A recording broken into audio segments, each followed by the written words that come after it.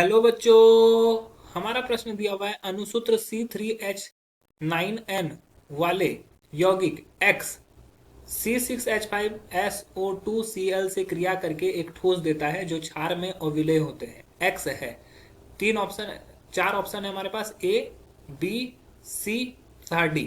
हमें समझना है कि कौन सा यहाँ पर यौगिक बनेगा। चलिए समझते हैं इस प्रश्न को।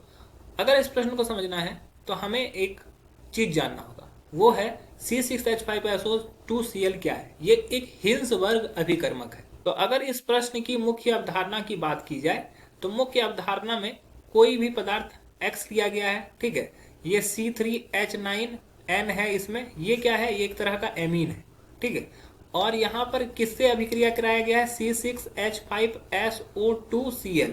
इसको क्या बोलते हैं, हिल्सबर्ग अभिकर्मक। हिल्सबर्ग अभिकर्मक का इस्तेमाल कहाँ करता है, हिल्सबर्ग का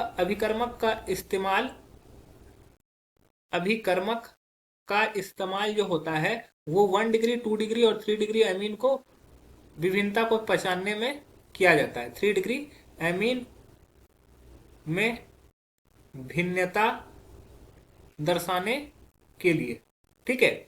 तो क्या होता है कि जब 1 डिग्री अमीन बनता है तो वहां पर क्या होता है, 1 डिग्री अमीन जब इससे रिएक्शन करता है तो ये क्या होता है, एक क्षार में घुलनशील ठोस देता है। क्षार में घुलनशील ठोस, ठीक है। 2 डिग्री अमीन जो होता है वो क्या करेगा, वो क्षार में अघुलनशील ठोस देता है। और 3 डिग्री अमीन क्या करता है, 3 डिग्री अमीन अभिक्रिया नहीं करता है, क्रिया नहीं करता है। तो इस तरह से हमें पता चल गया। यहां पे बोला है कि एक अनुसूत्र वाला यौगिक इससे अभिक्रिया करके ठोस देता है जो क्षार में अविलेय होते हैं। क्षार में अविलेय कौन होता है, तो 2 डिग्री अमीन। यहाँ पे जो 2 डिग्री अमीन होगा वही अभिक्रिया करेगा C6H।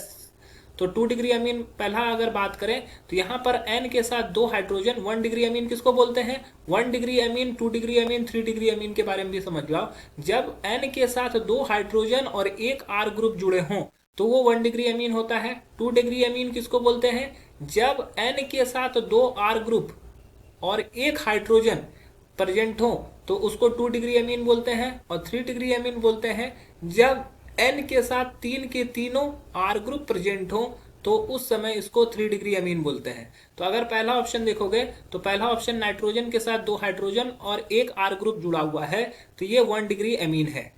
और 1 डिग्री अमीन जब बनाएगा, ठोस बनाएगा, तो ये घुलनशील ठोस बनाएगा, अतः ये ऑप्शन सही नहीं है। अगर ऑप्शन बी देखोगे तो नाइट्रोजन के साथ 3 R ग्रुप जुड़े हुए हैं, अतः यह 3 डिग्री अमीन बनाएगा, ये क्रिया ही नहीं करेगा, तो यह भी गलत उत्तर है।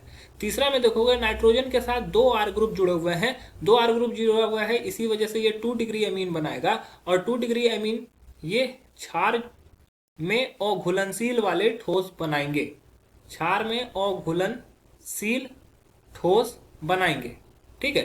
तो ये हमारा सही उत्तर हो जाएगा। और ऑप्शन डी में दिया हुआ है कि NH2 मतलब कि N के साथ एक ही R ग्रुप जुड़ा हुआ है तो 1 डिग्री अमीन है जो कि घुलनशील ठोस बनाएगा, तो ये भी गलत हो जाएगा।